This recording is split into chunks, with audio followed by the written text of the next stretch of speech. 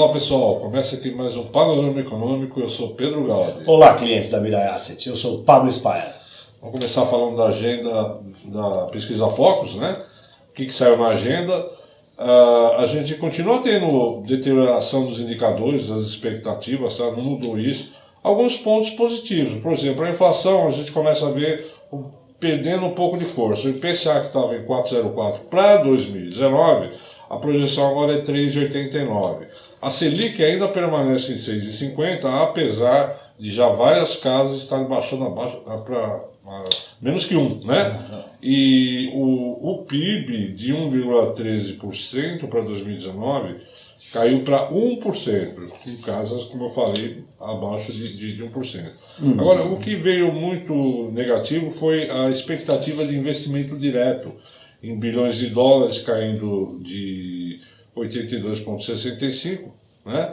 E a produção industrial, um percentual de crescimento esperado anterior de 1,49% para só 0,47%. Ou seja, uma visão de que realmente a economia está engessada e vai pesar muito esse primeiro semestre na apuração do acumulado ano. Sim. Pablo, o que você nos fala da semana? Semana pesada, né? Exato.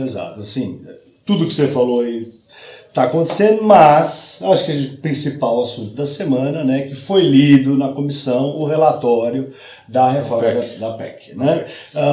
Então, acho que está para 1 trilhão quase garantido, isso é muito importante, né? Entre várias outras coisas. Acho que uma notícia importante que teve, né, no início da semana, que foi importante para o Brasil, foi a disparada do preço do minério de ferro. Você teve uma situação na Austrália, onde a Rio Tinto teve que parar a produção, né? Teve um fenômeno natural lá, e teve os estímulos da China para a construção civil, né, retaliando a guerra comercial com os Estados Unidos. Isso fez o preço do minério de ferro disparar. $110. Putz, tá alto mesmo. É um belo patamar. É um belo patamar. E o petróleo, por sua vez, teve um ataque no Golfo de Omã, onde um petroleiro pegou fogo lá, atacaram.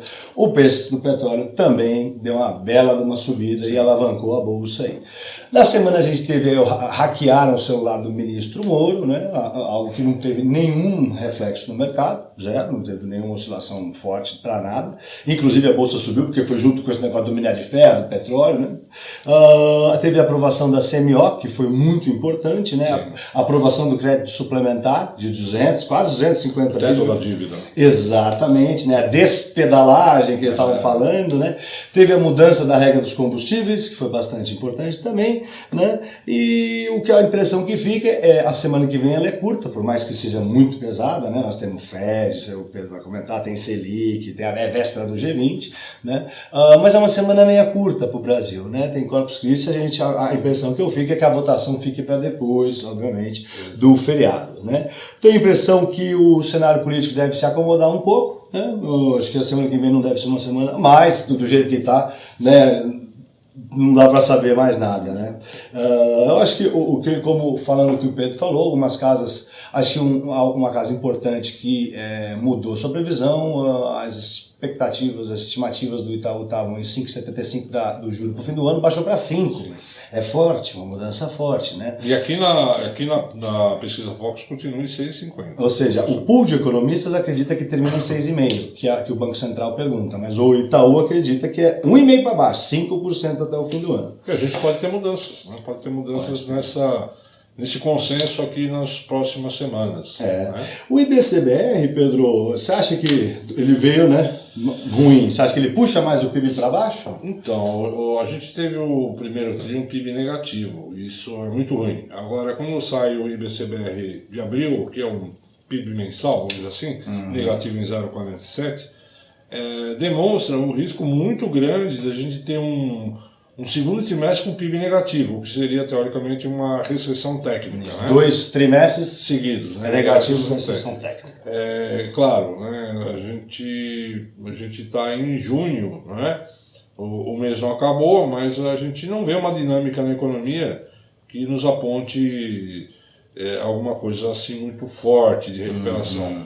Então a gente vai ter que acompanhar isso. Algumas projeções falam em 0,3%.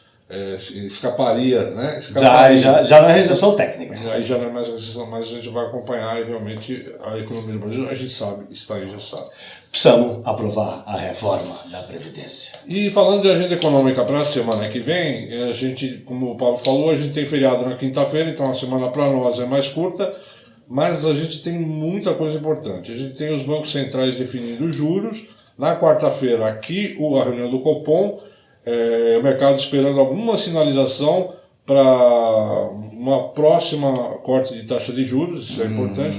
O Fed lá nos Estados Unidos também vai fazer a reunião e o mercado também espera alguma sinalização. Na quinta-feira, feriado aqui, tem reunião do Banco Central do Reino Unido. Também não se espera grandes mudanças, deve manter a taxa de juros.